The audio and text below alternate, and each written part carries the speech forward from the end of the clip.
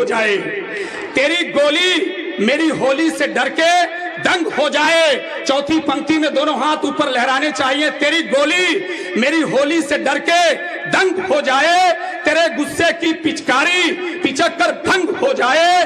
तमन्ना है कि यह दुश्मन तेरे इस सुर्ख चेहरे पर कोई भी रंग जो डालूं तिरंगा रंग हो जाए, कोई भी रंग जो डालूं तिरंगा रंग हो जाए, तिरंगा रंग हो जाए।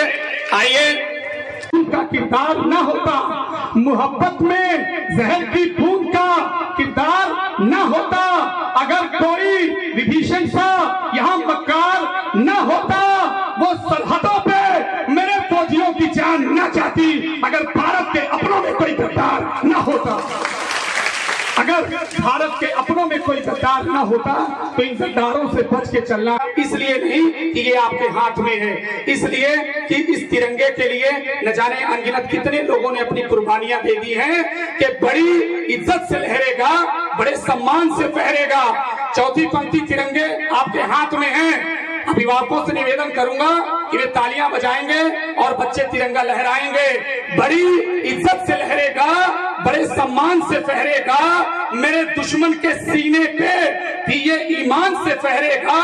अगर हर एक दिल श्वेत केसरिया हरा पढ़ ले तो घर की हर छत पर तिरंगा शान से फहरेगा।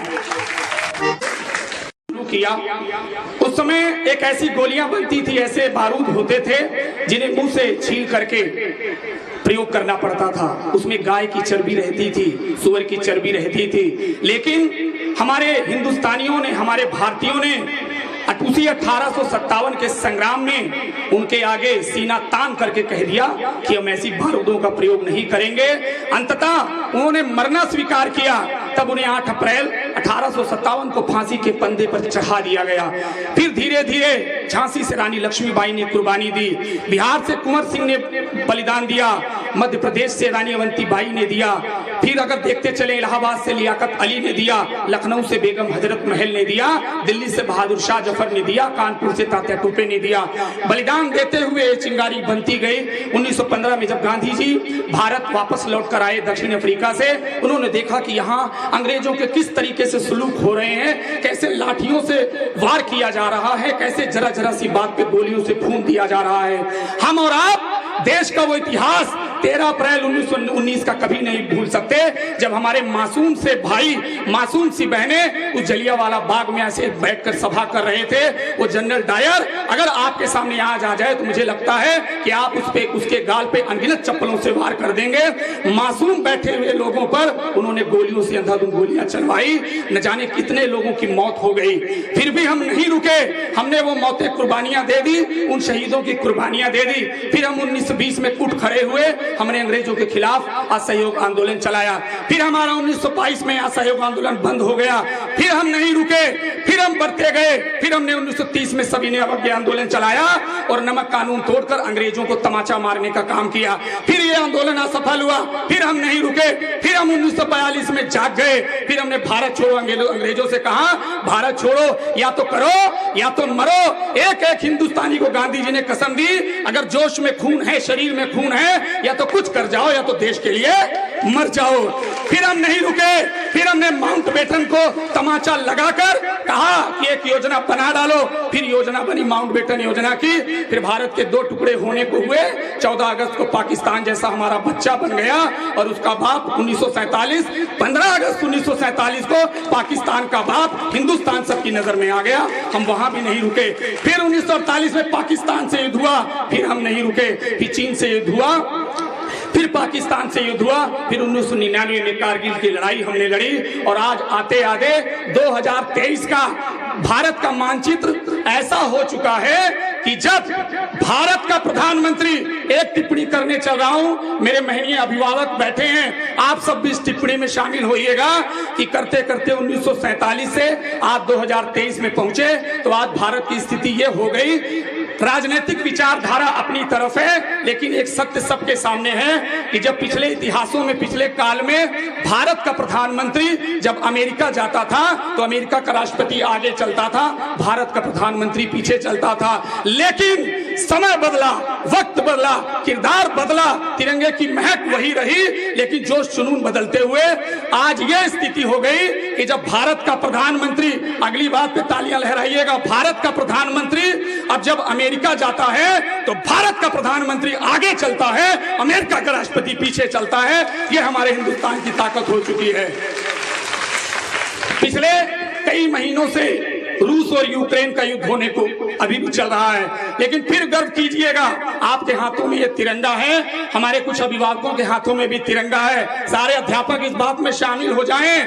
रूस और यूक्रेन के युद्ध में जो बात कहने चल रहा हूं, अपने तिरंगे के सम्मान में हाथ खोलिएगा। रूस और यूक्रेन के युद्ध के बीच एक समय ऐसा आया कि यूक्रेन के लोगों को देश के बाहर जाना पड़ा, सारी गाड़ियों को बैन कर दिया गया। लेकिन ये भारत की ताकत थी कि यूक्रेन से केवल इकलौती गाड़ी को जाने की अनुमति मिली, जिस गाड़ी पर हमारे भारत का तिरंगा लगा हुआ था, केवल एक गाड़ी जा पाई थी। ये भारत की ताकत है। तब एक बार मिलकर बोलिए, दोनों हाथ उठाकर, भारत माता की, भारत माता की। जाता है कि भारत ने क्या दिया है। एक बात बताने चल रहा हूं कि भारत ने क्या दिया है। हम जीरो से चले थे, जीरो का आविष्कार हमने किया। हवाई जहाज लोग कहते हैं राइट ब्रदर्स ने बनाया, लेकिन वो हमारी नकल थी। इस भारत की मिट्टी से पुष्पक विमान सबने देखा है। हमने हवाई जहाज को दिया, हमने जीरो का आविष्कार किया, हमने वो चीजें दी, देश को हमने तमाम रत्न दिलाए। और एक समय ऐसा आया जब एक महामारी आई कोरोना की। 2 साल हम लोग जेलों में कैद रहे, अपने घर की जेलों में। लेकिन ये भारत का रुतबा था, ये भारत की ताकत थी, ये भारत की तकनीकी ज्ञान था कि जरूरत पड़ी तो हमने एक नारा दे दिया, इनकलाब जिंदाबाद। जरूरत पड़ी तो हमने नारा दे दिया, मारो फिरंगियों को। जरूरत पड़ी तो हमने कह दिया, सारे जहां से अच्छा हिंदुस्तान हमारा। जरूरत पड़ी तो हमने कह दिया, तुम मुझे खून दो मैं तुम्हें आजादी दूंगा। जरूरत पड़ी तो हमने कह दिया, स्वराज हमारा जन्मसिद्ध अधिकार है। और जब इस 21वीं सदी में पिछले 50 सालों से जरूरतों को पूरा करते आए तो पूरे दुनिया की निगाहें केवल भारत पर थी। चीन ने बेशक उस रोग को बनाकर भेजा, लेकिन दुनिया में चीन को भगाने का, चीन को मारने का अगर किसी ने रुतबा दिखाया तो भारत ने कोरोना की दवाई वैक्सीन बना करके पूरी दुनिया को संदेश दे दिया कि भारतीय किसी से पीछे नहीं रहते हैं। इसलिए मेरा मुल्क, मेरे देश के लिए एक बार जोरदार तालियां हो जाएं कि वो मिट्टी है जिसमें खून की बूंदें आपको मिलेंगी। तब बड़े लोगों ने कहा, तब मैंने उनकी बात से मिलाकर कहा कि ये हमारा देश, दुनिया में कोई ऐसा है ही नहीं। इस देश में चाहे हिंदू एक तरफ हो, चाहे मुस्लिम एक तरफ हो, चाहे सिख एक तरफ हो, चाहे ईसाई एक तरफ हो, चाहे जैन एक तरफ हो, चाहे बौद्ध एक तरफ हो, चाहे पारसी एक तरफ हो, या कोई धर्म का एक व्यक्ति एक तरफ हो, चाहे जितने धर्म के एक तरफ हो जाएं, लेकिन सबके हाथ में इस मिट्टी में लहराने वाला यही तिरंगा रहता है। चाहे हिंदू हो या मुस्लिम हो, सबके हाथ में ये रंग, तीनों रंग दिखाई देता है। एक बार और तालियां होनी चाहिए जोश वाली। बोलिए भारत माता की। ये दिन ऐसे मिला ही नहीं है, मजाक लगता होगा।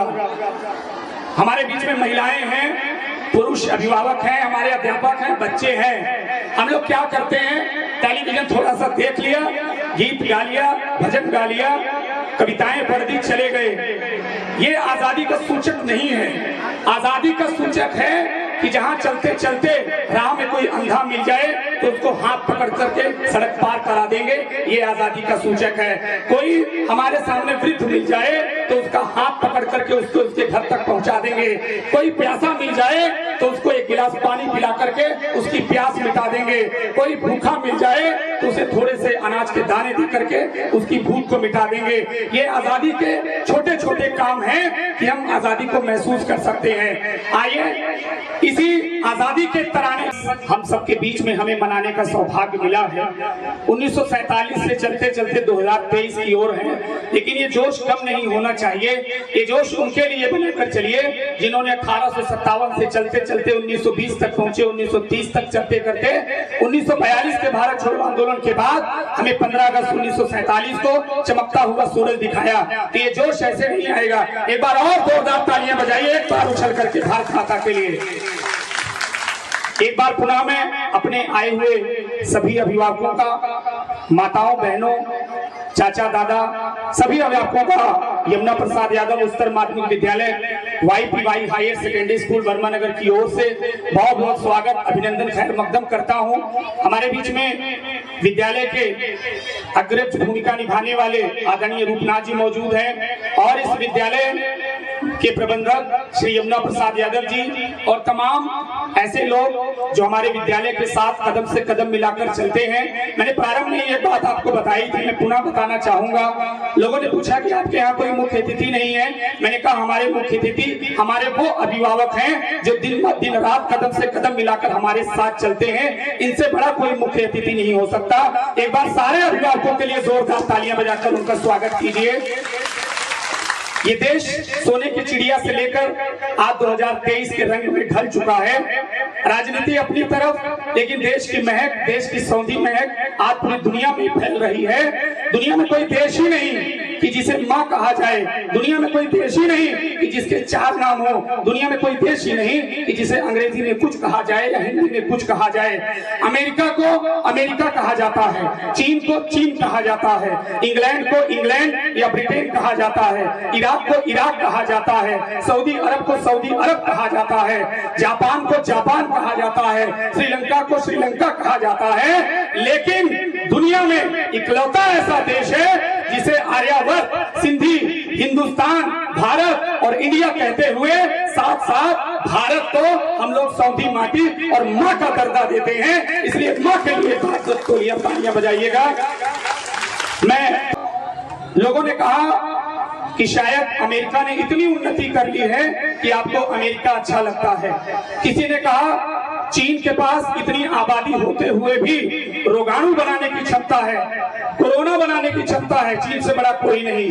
किसी ने कहा इंग्लैंड जैसा कोई नहीं, हमें इंग्लैंड अच्छा लगता है, वहां ऋषि सुनक जैसा भारतीय जाकर प्रधानमंत्री की गद्दी संभालता है। लेकिन लोगों ने क्या कहा इससे फर्क नहीं पड़ता, आपने क्या कहा इससे फर्क पड़ता है। और आपने क्या कहा, एक एक भारतीय, एक एक हिंदुस्तानी, एक एक आर्यावर्ती, एक एक बच्चा, एक एक बाबा, एक एक महिला, एक एक अध्यापक, एक एक हर एक शख्स दुनिया का, भारत का एक शख्स क्या कहता है कि बड़ी सी बिल्डिंगों में नफरती सामान लगता है, चौथी पंक्ति में दोनों हाथ ऊपर लहराएंगे, एक हाथ में समझिएगा हमारा बच्चा पाकिस्तान है। जब भी कोई बच्चा शरारत करता है तो उसकी माँ 1-2 तमाचे लगाती है। चौथी पंक्ति में जब दोनों हाथ ऊपर करेंगे, इस हाथ में समझिएगा पाकिस्तान बच्चा है और इस हाथ में आपका हाथ है, भारत का उसके शहंशाह दादा का हाथ है। और चौथी पंक्ति में ऊपर उठा के ऐसे करके तड़तड़ा दीजिएगा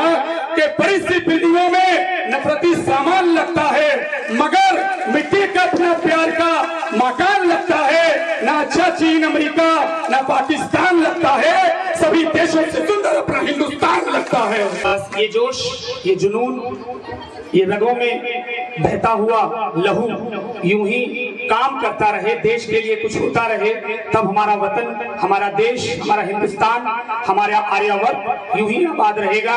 क्योंकि इस वतन के लिए जब जरूरत पड़ी तो कोई एक बहन निकलकर, अरुणिमा सिन्हा, माउंट एवरेस्ट की चोटी को विकलांग होते हुए भी फतह कर लेती है। जब इस देश को जरूरत पड़ी तो पहाड़ों के बीच से चीरकर रास्ता बनाने के लिए कोई माझी आकर के पहाड़ों को चीरकर रास्ता बना देता है। जब देश को संगीत की जरूरत पड़ी तो लता मंगेशकर आती हैं और ऐ मेरे वतन के लोगों गाकर वतन को आबाद करती हैं। जब इस देश को जरूरत पड़ी तो सीवी रमन आते हैं और देश को विज्ञान के चमत्कार बताते हैं, दिखाते हैं। जब देश को जरूरत पड़ी तो लाल बहादुर शास्त्री आते हैं, जय जवान जय किसान कहते हैं। जब देश को जरूरत पड़ी तो कोई एक वीर क्रांतिकारी आता है चंद्रशेखर आजाद के रूप में और अंतिम गोली को अपने माथे पे लगाकर बहुत जोर से कह देता है कि भारत माता की जय। एक बार बोलिए भारत माता की जय।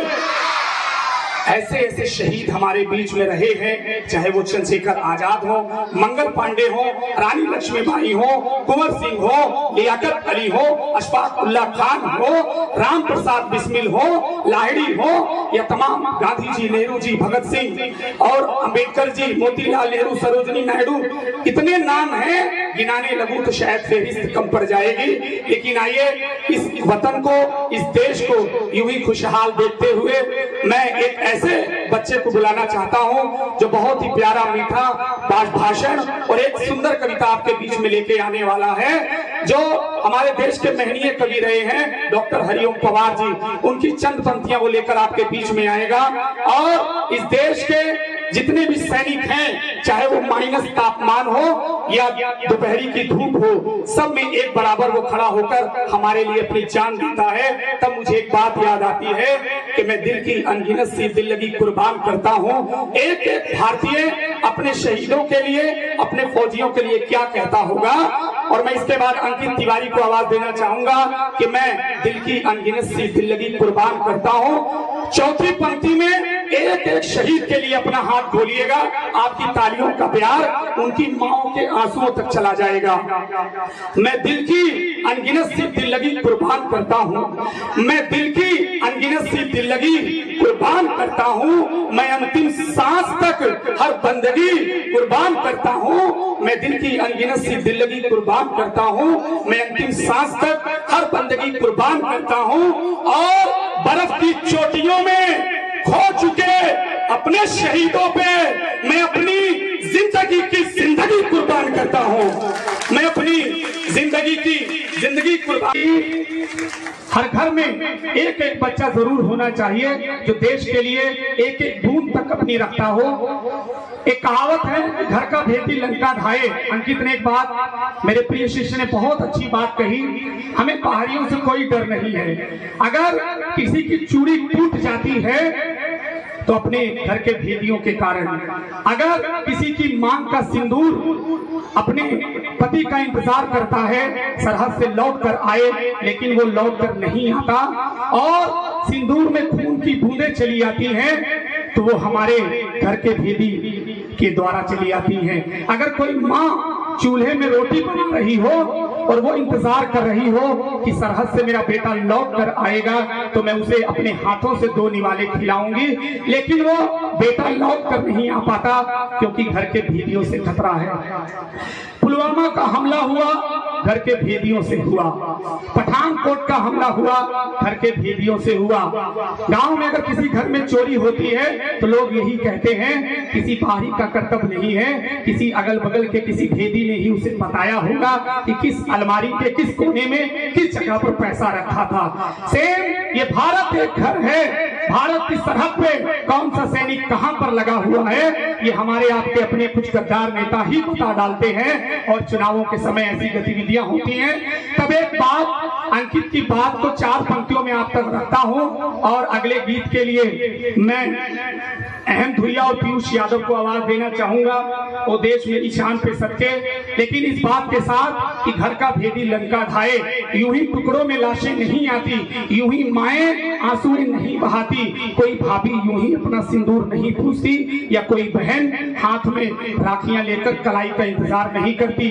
क्या बात होती है, 4 पंक्तियों में बात रखता हूं और इस बार सारे लोगों के हाथ तालियों में उठने चाहिए और उन शहीदों तक, उन वीरों तक आपका प्यार जाना चाहिए और आपकी तालियों का तमाचा उन गद्दारों तक जाना चाहिए कि मोहब्बत में जहर की बूंद का किरदार न होता, मोहब्बत में जहर की बूंद का किरदार न होता, अगर कोई विभीषण सा यहाँ मक्कार न होता, वो सरहदों पे मेरे फौजियों की जान न जाती, अगर भारत के अपनों में कोई गद्दार न होता, अगर भारत के अपनों में कोई गद्दार न होता तो इन गद्दारों से बच के चलना है, इन भेदियों से बच के चलना है। आपके सामने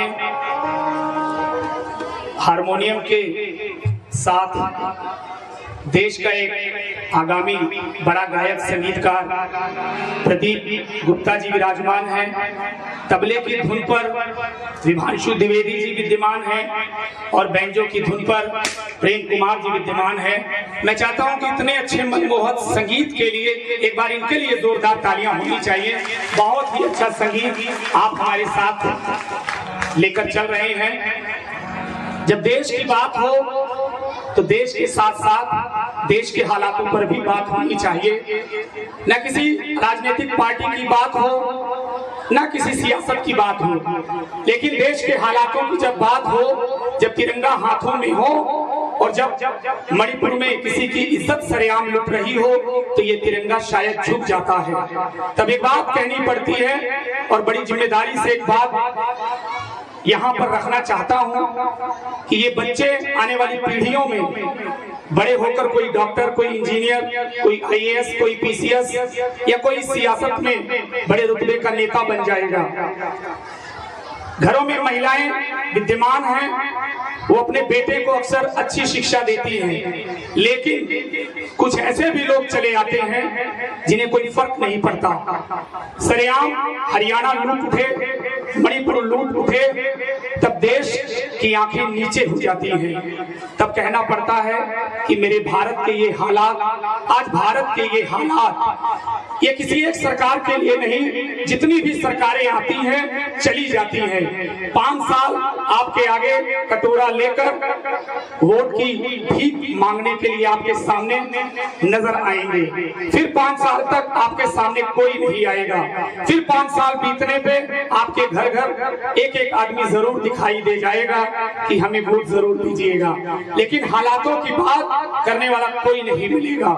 तब एक व्यक्ति कहते हैं कि मेरे भारत के ये हालात, आज भारत के ये हालात, फफक फफक कर मणिपुर रोता, सिसक सिसक बंगाल, कोई पीएम सीएम वोट ढूंढते, मंत्री संतरी माल इसी में लगे हैं दिन रात। मेरे भारत के ये हालात और सबकी अपनी अलग व्यस्तता, सबका अपना काम, राम भरोसे देश चल रहा, देश भरोसे राम, पूछते हैं हम मंदिर में एक दूजे की जात। यही तो है मेरे भारत के हालात, यही तो है मेरे भारत के हालात। चंडीगढ़ में चाय चाय, चंडीगढ़ में चाय चाय, हरियाणा है बेचैन, इंटरनेट बंद कहीं पे जाना है, जहां देखो दिखती है मुर्दों की बारात। यही तो है मेरे देश के हालात, यही तो है मेरे देश के हालात कि महंगाई सरकार के नियंत्रण से है कोसों दूर, महंगाई सरकार नियंत्रण से है कोसों दूर, सब्जी रोटी दाल रो रही, आंख दिखाकर घूर, जीभ को काटने चले आए हैं दांत। मेरे भारत के ये है हालात। आश्वासन की बूंदाबांदी, आश्वासन की बूंदाबांदी, वोटों की बौछार, संवेदना की वायु, धरती जैसे चले कटार, धूप में दिखती है हमको बरसात। शायद यही तो है मेरे भारत के हालात। एक बार भारत की संप्रभुता के लिए एक बार जोरदार तालियां बजाइए और मेरे साथ एक बार फिर जोश के साथ। मैं चाहता हूं कि ये जोश बना रहे, ठंडा ना होने पाए, कि आपके हाथों में तिरंगा और चौथी पंक्ति में इस तिरंगे के लिए हाथ इसलिए खोलिएगा, इसलिए नहीं कि ये आपके हाथ में है, इसलिए कि इस तिरंगे के लिए न जाने अनगिनत कितने लोगों ने अपनी कुर्बानियां दे दी हैं कि बड़ी इज्जत से लहरेगा, बड़े सम्मान से फहरेगा। चौथी पंक्ति तिरंगे आपके हाथ में है। अभिभावकों से निवेदन करूंगा कि वे तालियां बजाएंगे और बच्चे तिरंगा लहराएंगे। बड़ी इज्जत से लहरेगा, बड़े सम्मान से फहरेगा, मेरे दुश्मन के सीने पे भी ये ईमान से फहरेगा। अगर हर एक दिल श्वेत केसरिया हरा पढ़ ले तो धरती हर छप्पर तिरंगा शान से फहरेगा। एक बार और तालियां होनी चाहिए, एक बार जोरदार तालियां। और त्रिशा और अंजलि सही है, और अक्सर ऐसा देखने को मिलता है कि सेना में वही लोग भर्ती होते हैं जो या तो किसान के बच्चे होते हैं या किसी शिक्षक के घर से होते हैं। बहुत कम देखने को मिलता है कि किसी नेता के घर से कोई हो। 100 में से मुझे लगता है कि 0.11 कोई होगा। जैसे हाल ही में गोरखपुर से सांसद रवि किशन जी की सुपुत्री अग्निवीर योजना में शामिल हुई। बाकी मुझे लगता है कि सदियों से किसी नेता का कोई बेटा सेना में जाना पसंद नहीं करता। काजल ने बताया कि गोली तो केवल किसान के ही बच्चे खाते हैं। मैं इस बात से बिल्कुल सहमत हूं और आप भी सहमत होंगे। तब सेना के जवान की जब श्रद्धांजलि होती है, उसकी माँ क्या कहती है, क्योंकि घर में वही एक होता है जो घर को चलाता है।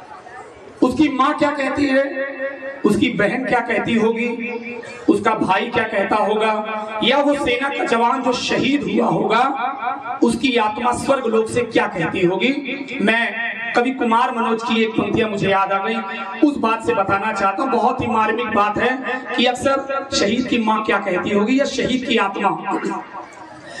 सुख भरपूर गया मांग का सिंदूर गया, नन्हे नोनी हालों की लंगोटियां चली गई। जब एक शहीद मरता है, एक वीर मरता है, तब क्या कहते हैं, सुख भरपूर गया मांग का सिंदूर गया, नन्हे नोनी हालों की लंगोटियां चली गई। बाप की दवाई गई, भाई की पढ़ाई गई, छोटी छोटी बेटियों की चोटियां चली गई। सुख भरपूर गया मांग का सिंदूर गया, नन्हे नोनी हालों की लंगोटियां चली गई। बाप की दवाई गई, भाई की पढ़ाई गई, छोटी छोटी बेटियों की चोटियां चली गई, छोटी छोटी बेटियों की चोटियां चली गई। ऐसा विस्फोट हुआ कि जिस्म का पता ही नहीं, ऐसा विस्फोट हुआ कि जिस्म का पता ही नहीं, पूरे पूरे जिस्म की तो बोटियां चली गई। आपके लिए तो एक आदमी मरा है, किंतु मेरे परिवार की तो रोटियां चली गई, मेरे परिवार की तो रोटियां चली गई, मेरे परिवार की तो रोटियां चली गई। तो इस तरीके से एक शहीद का घर अक्सर ये मिलाप करता है। चौराहे पे जाते हुए हेलमेट न लगाए रहिए, तो प्रिय पुलिस के हाथ में चुपके से नीचे से 100 रुपए की नोट, 500 रुपए की नोट देनी होती है। इसी की बात कर रहे थे हिमांशु। या अक्सर किसी राज्य में देखिए चुनाव होने को हो तो एक एक प्रकार की गतिविधियां दिखाई देती हैं। एक बात याद आ गई, एक शब्द आता है सियासत। सियासत का अर्थ होता है राजनीति, पॉलिटिक्स। 4 पंक्तियां मुझे याद आ गई अचानक कि अक्सर जब भ्रष्टाचार की बात हो, देश की बात हो, तो कौन कराता है। मुझे लगता है कि केवल राजनीति ऐसी चीज है तब सब कुछ कराती है, कि रुलाती है कभी मासूम को नंगा कराती है। 4 पंक्तियां पढ़ रहा हूं और चौथी पंक्ति में इस देश से भ्रष्टाचार मिटाने के लिए, गलत नेताओं के गाल पर तमाचा मारने के लिए अपनी तालियां बजाइएगा कि ये सियासत क्या कराती है, ये राजनीति क्या कराती है। रुलाती है कभी मासूम को नंगा कराती है, रुलाती है कभी मासूम को नंगा कराती है, कभी घर को जलाती है, कभी पंगा कराती है। ये राजनीति क्या क्या कराती है कि रुलाती है कभी मासूम को नंगा कराती है, जलाती है कभी मासूम को नंगा कराती है, कभी घर को जलाती है, कभी पंगा कराती है। और मेरे मन की सदाएं हैं, मेरा दावा यही है, बस सियासत ही चुनावों के समय दंगा कराती है, सियासत ही चुनावों के समय दंगा कराती है। 2 से 3 कार्यक्रम और शेष हैं, लेकिन अभी जोश एक बार और बनाना है। मेरे साथ मिलके बोलिए, भारत माता की। मैं अपने अभिभावकों से कहता हूं कि एक बार इस हाथ में बेलन समझिए और दूसरे हाथ में पाकिस्तान का चेहरा, और इस हाथ को ऐसे उठाइएगा कि आपके हाथ से वो तमाचा, बेलन का तमाचा चला जाए। बोलिए भारत माता की। अभी मजा ही नहीं है। बोलिए भारत माता की। परिंदों को धरा का हर रतन ही याद आता है, चुभे कांटे हो अक्सर गुलचमन ही याद आता है। कोई कितना रहे इटली, रहे बर्मा, रहे सऊदी विदेशों में, मगर अपना वतन ही याद आता है। एक बार पल्लवी मिश्रा के लिए जोरदार तालियां होनी चाहिए। मुझे लग रहा है कि जोश में थोड़ा सा कमी आ रही है, लेकिन 15 मिनट और जोश बनाकर रखना है। एक बार मेरे साथ फिर से जाग जाइएगा। इनकलाब, नहीं नहीं नहीं, इनकलाब, पीछे भी इनकलाब, अभी नहीं है। भारत माता की। हाँ ये बात है। अभी रुक एक सेकंड। लोग यहाँ से जाकर कोई अमेरिका में नौकरी करता है, कोई चाइना में नौकरी करता है, कोई रूस में नौकरी करता है, कोई कहीं भी चला जाए, लेकिन उसे अपनी माँ का आंचल, अपने देश की मिट्टी कभी नहीं भूलती है। जब कोरोना आया तो उस 2 साल के कोरोना पीरियड में हम लोग न जाने कहां से दौड़कर केवल और केवल अपनी मिट्टी के पास आए। ना तो हमें अमेरिका पसंद आया, ना हमें कोई महंगी गाड़ियां पसंद आई, ना हमें कोई आभूषण पसंद आए, ना हमें कोई देश पसंद आया, केवल अपने घर की सौंधी माटी पसंद आई। तो ये अपने देश की मिट्टी की अलग बात है। हमारा भारत कहां तक है और कब तक है, एक अंतिम बात के साथ अंतिम प्रस्तुति आपके बीच में लाने चल रहा हूं। ये अंतिम प्रस्तुति रहेगी और इस अंतिम प्रस्तुति को मैं चाहता हूं जैसे आपने पहली प्रस्तुति को सुना था उसी जोश और जुनून के साथ सुनिएगा। एक बार मेरी तरफ मुखातिब हो जाइए, अभी मजा नहीं आ रहा, बोलिए भारत माता की। अब सब लोग थोड़ा सा मन से सुनेंगे, फिर एक नृत्य और हमारे 1-2 महनीय उपस्थित जनों का संबोधन और फिर मिष्ठान वितरण। ये देश कहां तक है, ये देश कब तक है, ये छोटी सी एक कविता से रख के मैं एक अंतिम बहुत ही अच्छे नृत्य कौशल की ओर आपको ले चलने चल रहा हूं। लेकिन मेरी तरफ मुखातिब रहिएगा कि ये देश कहां से कहां तक है। उत्तरी ध्रुव से, और जब कविता की अंतिम पंक्ति होगी तो आपको दोनों हाथ ऊपर उठाकर तालियां बजानी है अपने देश के सम्मान में। आज इस 15 अगस्त पे एक बहुत अच्छी बात होने चल रही है और अंतिम बात पर आपको इस 15 अगस्त को महोत्सव के रूप में ले चलना है। ये देश कहां तक, कहां से कब तक, उत्तरी ध्रुव से दक्षिणी ध्रुव तक, उत्तरी ध्रुव से दक्षिणी ध्रुव तक, उत्तर में हिमालय से दक्षिण में हिंद महासागर तक, पूर्व में बंगाल की खाड़ी से पश्चिम में अरब सागर तक, गगन के बादलों तक, स्नेह के आंचलों तक, पवन की पुरवाई तक, चांद की रोशनाई तक, धूप की गुनगुनाहट तक, छांव की ठंड आहट तक, फूल की मुस्कुराहट तक, पंछियों की चहचहाहट तक, तरुण की तरुणाई तक, वतन की पनियाई तक, समुद्र की गहराई तक, पर्वत की ऊंचाई तक, वृक्षों की जड़ताई तक, गुलशन की महकाई तक, माटी की सौंधी खुशबू तक, उड़ते भंवरों और जुगनू तक, दिल की परवान आरजू तक, प्यार की होती जुस्तजू तक, मंदिर के भजनों गानों तक, गुरुद्वारों की नानक वाणी तक, शहरों की चमकी रंगत तक, गांवों की महकी संगत तक, अम्मा अम्मी के काजल तक, महबूबा के काजल तक, बापू पापा की छाहों तक, रिश्तों की पक्की राहों तक, भारत की हर तस्वीरों तक, सरहद के फौजी वीरों तक, भावों की मधुरिम बेलों तक, एहसासों के पावन बेलों तक, माँ के होठों की लोरी तक, माँ के होठों की लोरी तक, पत्नी के प्रेम की डोरी तक, बचपन में पिता के जेब की चोरी तक, बदले में माफी सॉरी तक, और अंतिम 4 पंक्तियां, चौथी पंक्ति में आपका हाथ इस देश के लिए, हमारे इस देश के वतन के लिए लहर जाना चाहिए कि चाहे कुछ भी हो लेकिन बस, चाहे कुछ भी हो लेकिन बस यही एक पहचान रहे, इस मिट्टी की खातिर ही जिंदा मेरी जान रहे, मैं रहूं ना रहूं लेकिन ये अरमान रहे, इस दुनिया में सबसे आगे अपना हिंदुस्तान रहे, इस दुनिया में सबसे आगे अपना हिंदुस्तान रहे।